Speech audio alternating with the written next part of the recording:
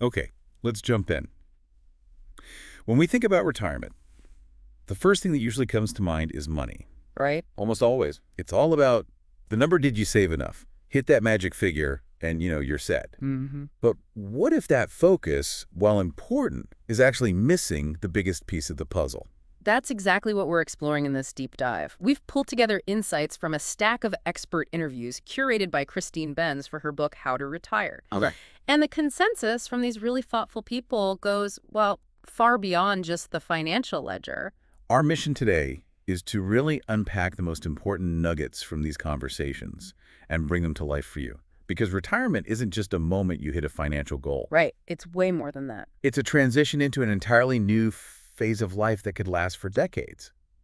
It involves not just money, but also intellectual, emotional, and practical shifts. It's moving from the structure of a working life to managing your time, your purpose, and yes, how you use your money to support all of that. So it's about preparing for fulfillment in the years to come, ensuring those decades aren't just financially secure, but, deeply meaningful. Exactly. That's the bigger picture. So the traditional view often feels like this. Save diligently, maybe aim for that 4% withdrawal rate, and that gives you the financial cushion for leisure and autonomy. That's the picture most people start with. It is. And as one expert, Jonathan Clements, reflected, there can be an embarrassing ignorance of youth, his words, where the focus is almost exclusively on the financial mechanics. He realized after moving into semi-retirement himself that it's far, far more complex. Embarrassing ignorance of youth. I think many of us can relate to that initial narrow view. Clemens found that retirement is actually this really rich topic that weaves together not just money, but also risk, purpose, happiness, family, peace of mind, and thinking about your legacy, all of it. And Michael Fink offers a powerful visual for this. Imagine your life as a long row of dots. If you retire at 65 and live to 90, retirement is like 2 full rows of 10 dots plus another row of 5. Well, that's 25 years, 25 dots. Exactly, 25 dots. The question isn't only how you financially fund each of those dots, Right. but what are you going to do with all that time? How do you fill those dots so that when you look back, that period feels worthwhile? So for you listening, this is why broaden your perspective matters so much. If you focus only on hitting a number in your brokerage account, Yeah. you could completely overlook planning for what actually makes life rich and satisfying during those 25, 30, maybe more years. You might have enough money, but find yourself lacking purpose or connection. Which brings us to some fascinating insights from the sources about what actually predicts longevity and happiness in retirement. This was a strong theme, particularly from the interview with Laura Karstensen. Okay, so beyond genetics, which, we can't control, what did the experts highlight that is within our control? This is where the research is incredibly empowering. While genetics play a role, experts estimate that lifestyle and behavior account for about 70% of how long we live. 70% controllable. That's huge. It's a massive percentage that's largely within your power to influence things like diet, physical activity, and significantly, your social connections. Okay, diet, exercise, social connections. And what do they find is a surprisingly powerful factor? This is often the biggest aha moment for people. Social relationships and overall happiness are incredibly strong predictors of longevity and well-being. More important than money. Seriously. Potentially, yes. More important than money, unless you're in a state of extreme poverty where basic needs aren't met. Karstensen explains it's deeply human. We have this, physiological need to be connected, to be part of a community, to be cared for. But as we get older, those natural social structures, like work, they tend to fall away, don't they? Precisely. Which means maintaining those connections requires intentional effort. Wow. It's not as automatic as seeing colleagues in the break room every day. Right. You have to actively nurture your relationships, like tending a garden. Okay, but what about introverts? Right. Does this mean you have to become a social butterfly to be happy and live long? Not at all. That's a common misunderstanding. Introverts aren't necessarily less happy or shorter-lived. Okay. Extroverts gain energy from social interaction, while introverts might be drained by it, sure, but that doesn't mean introverts don't value deep connections. The key isn't high sociality, it's avoiding complete isolation. Ah, okay. If you don't have anybody in your life who genuinely cares about you, that's the risk factor. Introverts can thrive with fewer but deeper, truly meaningful relationships. Okay, that's an important distinction. So it's the quality and existence of connection, not necessarily the sheer quantity. Exactly. And maybe diversifying your social network, perhaps including different age groups, can be beneficial, much like diversifying a financial portfolio. Interesting parallel. Yeah. And beyond relationships, maintaining satisfaction involves engaging in a variety of activities, staying curious, always looking to learn something new. Keep that mind active. And how does physical activity fit into this picture of well-being? Oh, exercise is fundamental, not just for physical health, but increasingly seen as one of the most powerful tools for mental health. Really? Yeah, experts suggest it can be as effective as behavioral therapy for managing depression. Even simple physical activity, like a walk, significantly impacts mood. And there was that fascinating note about the power of nature. I remember reading that. Yes, emerging research points to nature's impact on mood and stress levels. Even something as simple as listening to birdsong has been shown to reduce anxiety and depression. So combine them. Go for a walk outside, maybe in a park, ideally with a friend. Mm. You're hitting multiple predictors of well-being and longevity all at once. It's a powerful combination. The core takeaway here is that, according to this research, social relationships contribute more to happiness than any other single factor. You need to nurture them, just like you would your investments, maybe even with more attention. It doesn't have to be constant effort. A phone call every month or even every 6 months can be enough to maintain those crucial close ties. And the flip side is also important, right? It's not just about getting support. Absolutely. It's not just about receiving care and connection. Being needed by others is just as vital for a sense of purpose and value. This is incredibly actionable insight. These are things you can choose to prioritize and act on right now, and they have a tangible impact on your well-being and how long you might live. Amazing. Now, while those non-financial aspects are paramount for a life well lived, the financial piece, well, it provides the foundation, doesn't it? True. Got to have that. So let's shift gears and talk about the money side, how you spend it, where it comes from, and how you invest it, making sure we keep that practical, real-world lens we've been discussing. Okay, spending first. The 4% withdrawal rule gets a lot of airtime. It assumes you spend the same amount, adjusted for inflation, year after year throughout retirement. But does that actually match how people behave? The sources indicate that's a key area where the traditional assumption might fall short. Data, particularly from the Health and Retirement Study, paints a different picture. David Blanchett describes it as the retirement spending smile. A smile. So your spending makes a smile shape over time. How does that work? That's the general pattern observed on average. Spending, adjusted for inflation, tends to decline for the first couple of decades of retirement.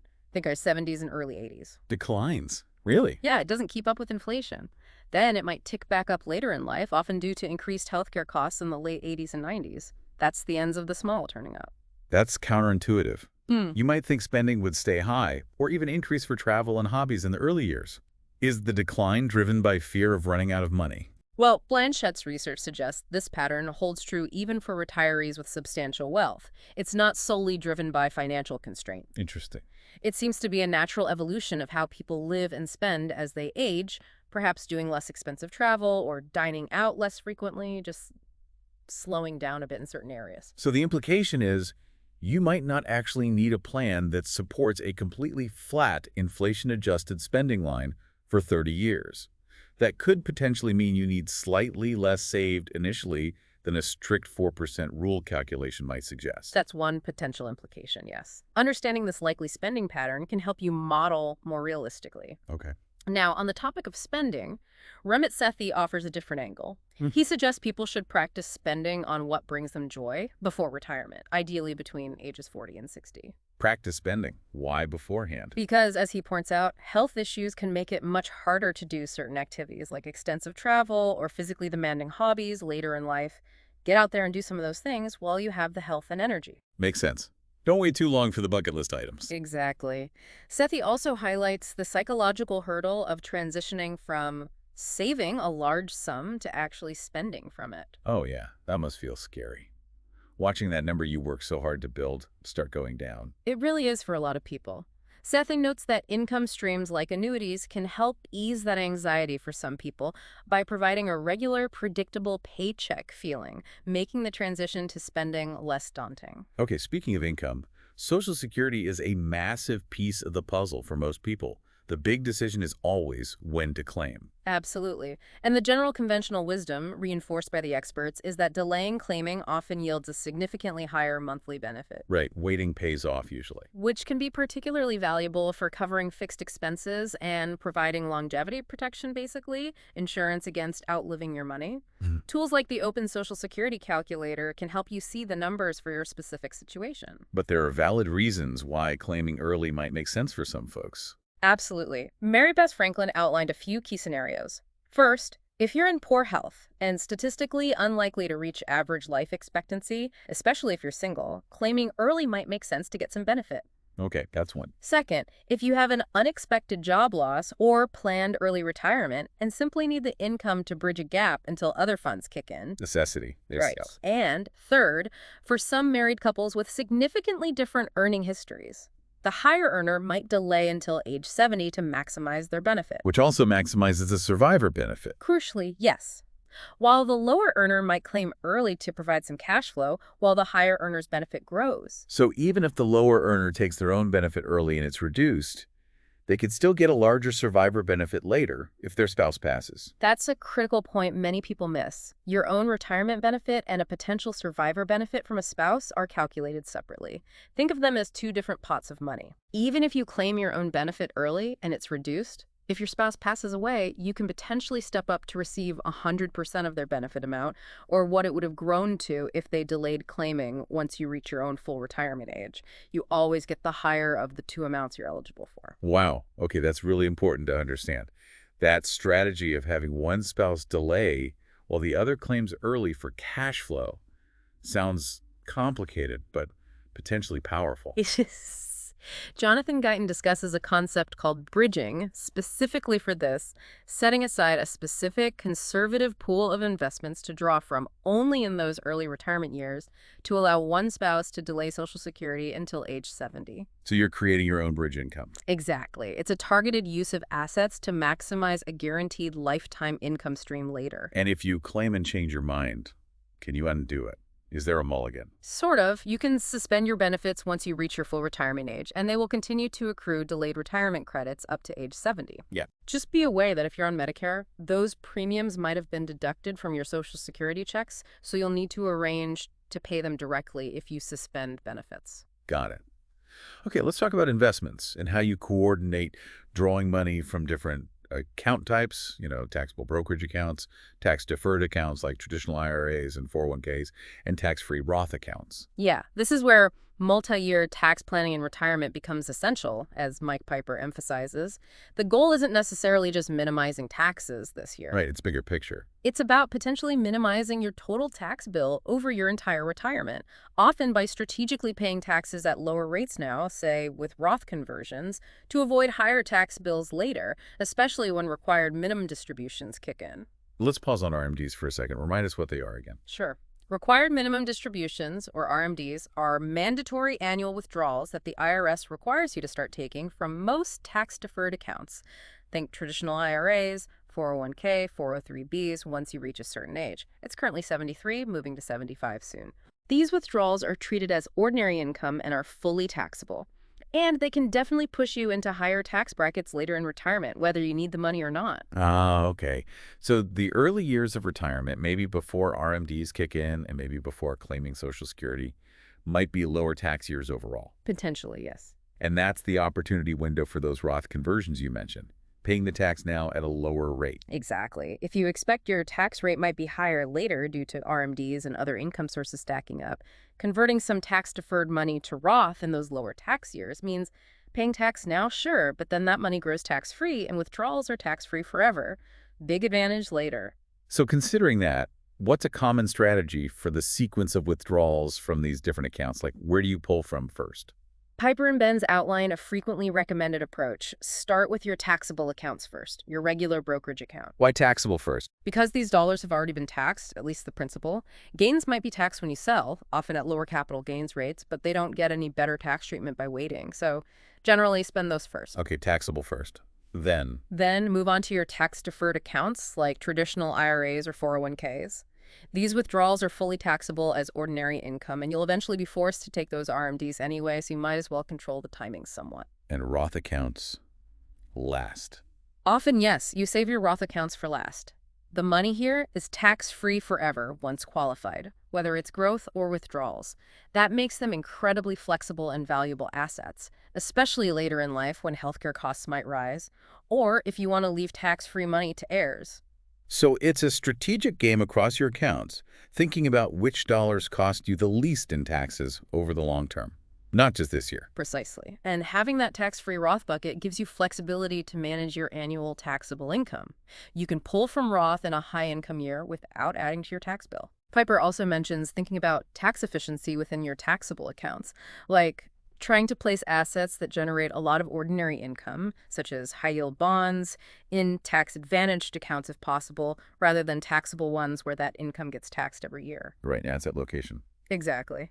And Jonathan Guyton adds the idea of a two-portfolio approach, earmarking safer assets and guaranteed income sources like Social Security and maybe some conservative investments to cover your core non-negotiable spending. Like housing, food, utilities. Right. And then using riskier assets like stocks for more flexible or discretionary spending needs. There's also a debate among experts about whether to focus on building a portfolio that generates income, dividends and interest, or focusing on total return, which includes capital appreciation in retirement. What's the thinking there? Yeah, that's a classic one. Bill Bernstein is quite pointed on this, calling the old income-focused approach terrible due to what he calls the money illusion, where nominal income might look steady but doesn't actually keep pace with inflation, so your purchasing power erodes. Yep. Wade Pfau notes that the total return approach is more common among advisors today, partly maybe from habit during the accumulation phase and maybe fee structures. Right.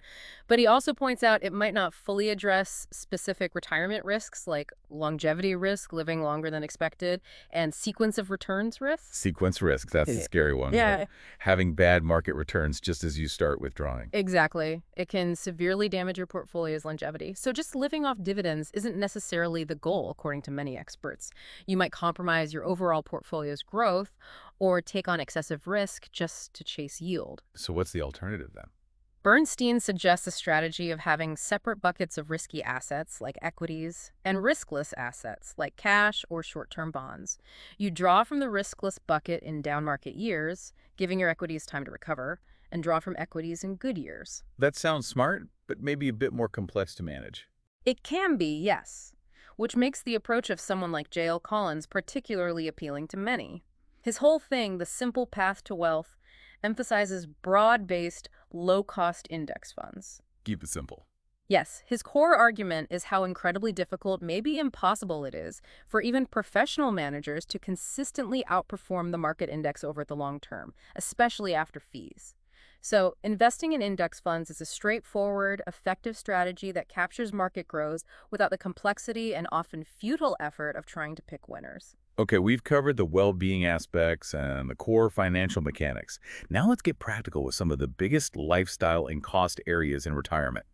Housing, healthcare, and planning for what happens down the road, estate planning. These are absolutely critical and often interconnected. Starting with housing, Mark Miller highlighted that people are often, kind of short-sighted when thinking about their housing needs as they age. Yeah, it's hard to project yourself 10, 20, 30 years into the future, isn't it? You might not anticipate health changes or living alone maybe after a spouse passes. Exactly. So you need to consider the physical home itself. Does it have features that make aging in place easier, like a first floor bedroom and bath, or wider doorways for potential mobility aids? Can it be modified? And affordability too, right? Not just the mortgage, if there is one. Definitely. Is it truly affordable over the long term, accounting for ongoing maintenance, potential big repairs like a roof, property taxes which can rise? And are you using the space efficiently, or are you rattling around in a much larger home than you need, which costs more to heat, cool, and maintain? Miller also clarified the phrase aging in place. It Yep. doesn't strictly mean staying in your current house forever. Right. That's a key distinction. It means remaining safely and independently within your community. Community focus. Yes, that could involve staying in your current home if it's suitable or can be modified, or it could mean moving to a smaller, more accessible home within that same community where your network is. So how do you evaluate a community? He stresses evaluating your community for how aging-friendly it is, looking at things like transportation options if you can't drive, access to social networks, walkability, availability of home-based healthcare services. Resources like the AARP Livability Index or organizations like the Village to Village Network can help with this assessment. What about relocating somewhere new, perhaps for tax advantages or climate? A lot of people dream about that. Miller advises caution here. Don't let taxes be the only driver that's the tail wagging the dog, as he put it. Right. It's crucial to weigh potential tax savings against access to your support network. Family and friends are huge. Quality healthcare access and opportunities for social engagement. He highly recommends doing a trial run, like renting for a few months or a year, before making a permanent move. Good advice. And how does housing connect back to retirement finances, besides the costs? Well, homeownership can act as a hedge against inflation, particularly if your mortgage is paid off. Your basic housing costs become relatively fixed, while rents typically rise over time. And for many retirees, especially those with less saved in financial assets, their home equity is their single largest asset. Tapping that equity, perhaps through a reverse mortgage, can provide cash flow. But there are downsides. But it comes with risks. It reduces what's left for heirs, and it can complicate things significantly if you eventually need permanent facility care and have to leave the home. Carolyn McClanahan also adds caveats about reverse mortgages, particularly how they impact assets available if you need to apply for Medicaid to cover long-term care down the line. It's not free money. That leads us perfectly to healthcare, which is arguably the biggest financial unknown for many retirees. A common misconception is that Medicare covers everything once you turn 65. That is absolutely not true, and Carolyn McClanahan really drove this point home. She breaks down healthcare costs after 65 into 3 crucial buckets. Okay, 3 buckets. What are they? First, regular medical care, doctor visits, hospital stays, tests. Medicare is the base, and she strongly recommends getting a Medigap supplemental policy alongside it, rather than relying just on Medicare or choosing Medicare Advantage. Why Medigap over, say, a Medicare Advantage plan? Those Advantage plans often look cheaper up front. They can have lower premiums, yes. But McClanahan prefers Medigap because these policies fill in the gaps Medicare doesn't cover, like deductibles and copays. And crucially, they allow you to see any doctor or hospital that accepts Medicare anywhere in the U.S. Network freedom. Exactly. Medicare Advantage plans, while sometimes having those lower premiums or extra perks like gym memberships, often have narrower networks of doctors and hospitals, and those networks can change year to year. So you might lose your doctor. You may. And critically, if you choose Medicare Advantage initially and later develop significant health issues, you can face medical underwriting if you try to switch back to a Medigap policy later. You might be denied coverage or charged a much higher premium. Medigap offers more certainty. Okay, that's a really important point about switching back. So Medigap gives you more flexibility and certainty about doctor choice and out-of-pocket costs. Generally, yes, for standard medical care. The second bucket of healthcare costs is dental, vision, and hearing. Stuff Medicare mostly ignores. Right. These are often overlooked in planning, but Medicare generally doesn't cover routine care in these areas, and costs for things like dentures, complex dental work, glasses, or especially hearing aids can be substantial and unexpected. Thousands of dollars, potentially. Yeah, hearing aids are pricey. Okay, bucket 3, the big one. The third and often largest potential cost is long-term care. And as we mentioned, Medicare doesn't cover long-term care, right? Like help with daily living. Correct. Medicare covers limited skilled nursing care, like after a hospital stay, for up to 100 days under specific conditions. But it does not cover custodial care, ongoing help with daily activities like bathing, dressing, eating, managing medications, which is what most people think of as long-term care, whether it's provided at home or in a facility like assisted living or a nursing home. Planning for long-term care is tough because the need is so unpredictable.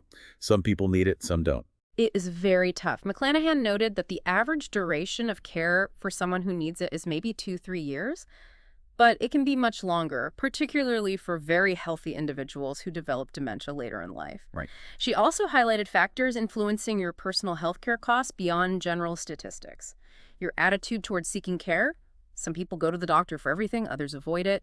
And critically, your health habits established earlier in life.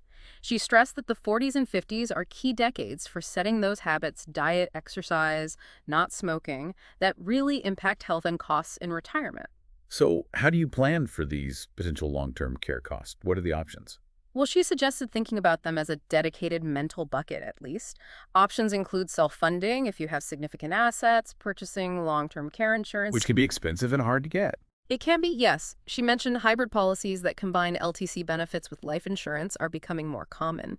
You could potentially leverage existing resources like exchanging an old life insurance policy you no longer need for one of these hybrid policies, or considering tapping home equity, like with a reverse mortgage, but again, with all those caveats we discussed. And then there's this significant, often hidden cost of family caregiving that came up too.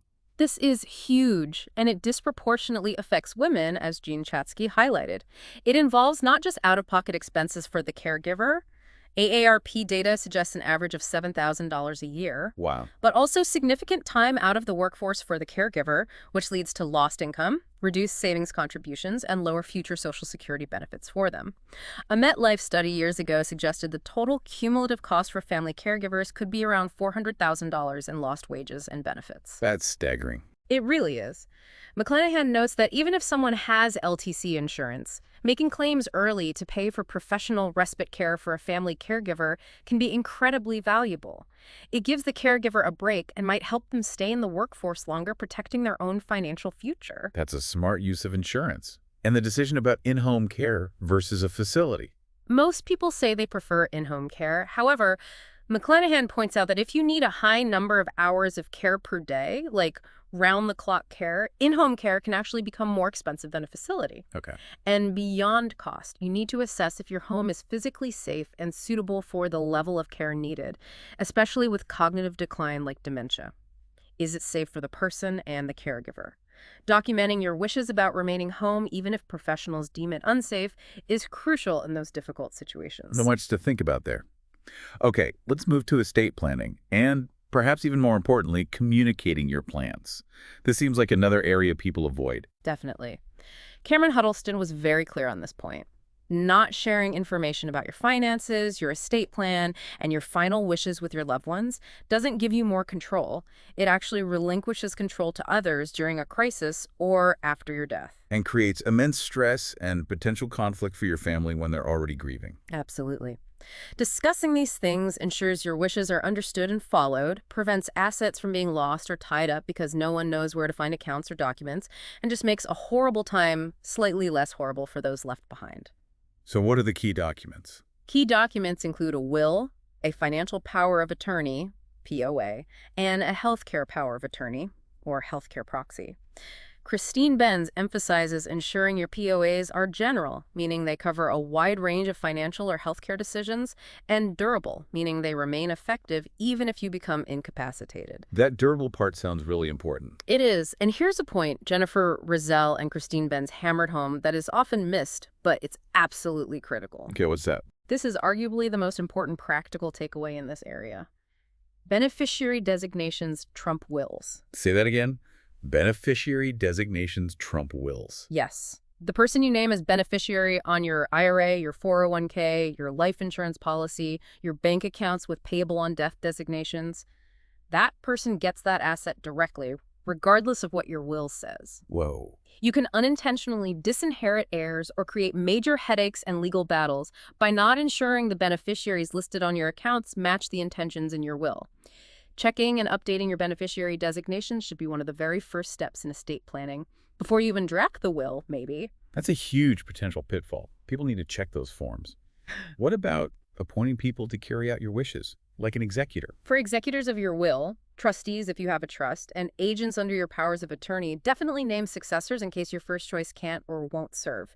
Consider their age, their willingness, their organizational skills, and their ability to manage the responsibility impartially. And you got to tell them, right, don't just spring it on them in the documents. Oh, absolutely. Crucially, tell the people you've appointed. Have a conversation. Rizal notes that while using a family member as executor might seem cheaper, a professional executor or trustee like a bank trust department or an attorney can remove emotion from potentially complex family situations, though they do charge fees for their services. What about people without children? Who do you designate then? It feels harder. It can be. Huddleston advises identifying another trusted person, perhaps a niece, nephew, a younger sibling, or a close responsible friend. Or, for managing finances if you become unable, considering a living trust with a professional manager or corporate trustee. This helps ensure your affairs are handled properly and can help avoid potentially becoming a ward of the state if you have no one designated and become incapacitated. Okay. And it's not just the formal legal paperwork, is it? Exactly. Benz points out the softer aspects are important too.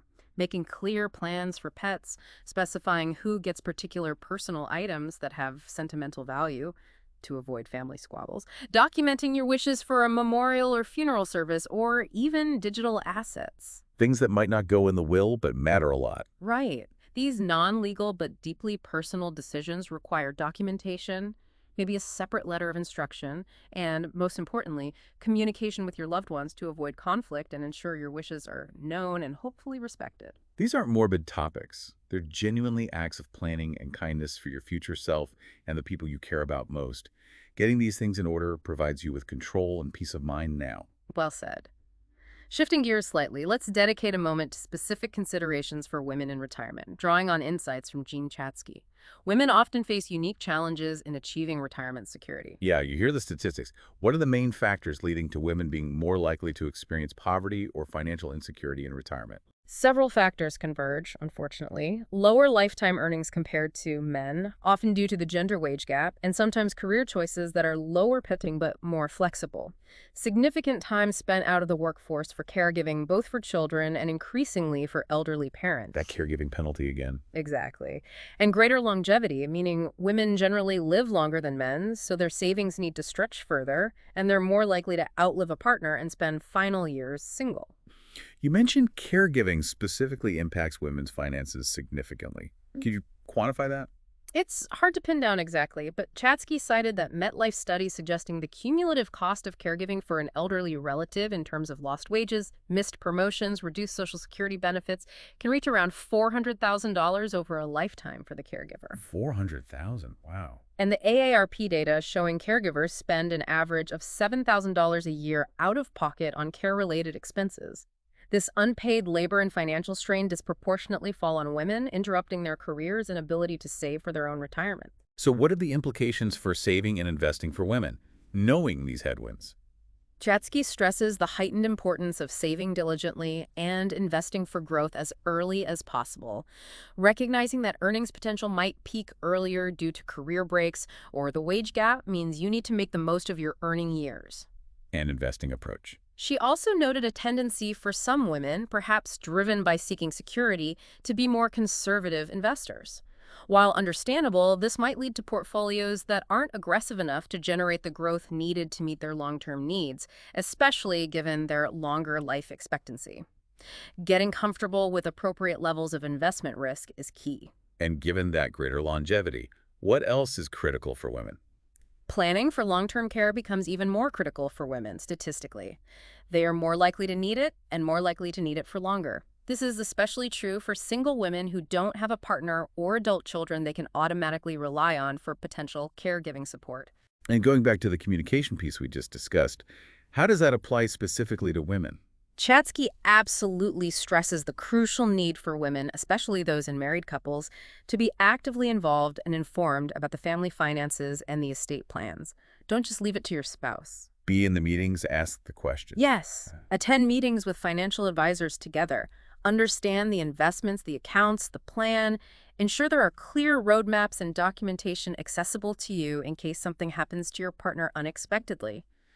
Not being aware leaves women incredibly vulnerable financially if they're suddenly widowed or divorced. So this isn't about painting a negative picture for women, but really empowering them with specific knowledge about challenges they might face so they can proactively address them through planning and action. Exactly. It's about informed planning and taking control where you can. Okay. Finally, let's talk about the journey itself. Retirement isn't a destination you just arrive at. It's an ongoing phase of life that requires managing. Maria Bruno brought up the concept of discipline. What does that mean in retirement? Discipline in retirement means sticking to your financial plan, especially during inevitable market volatility.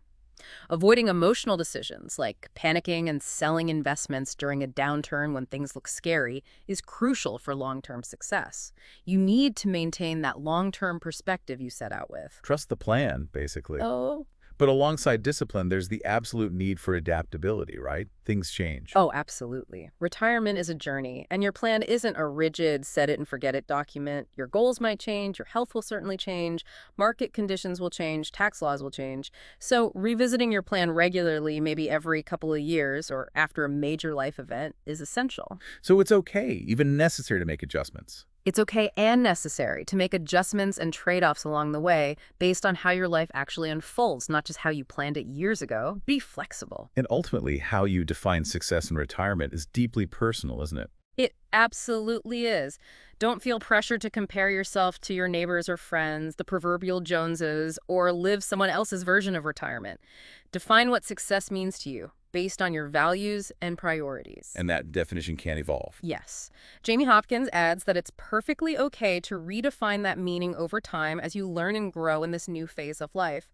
What felt important at 65 might be different at 75 or 85.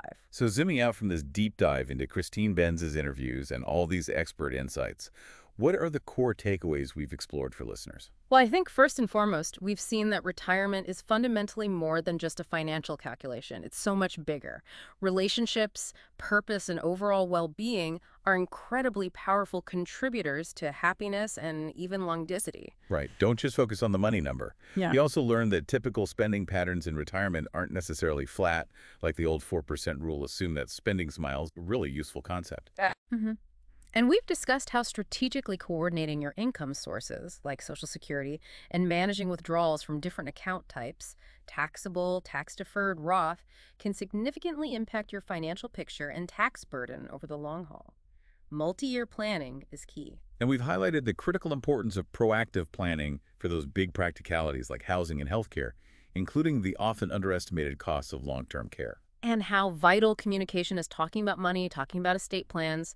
It's not morbid. It's an act of kindness to your loved ones and yourself, checking those beneficiaries. Yes, check the beneficiaries.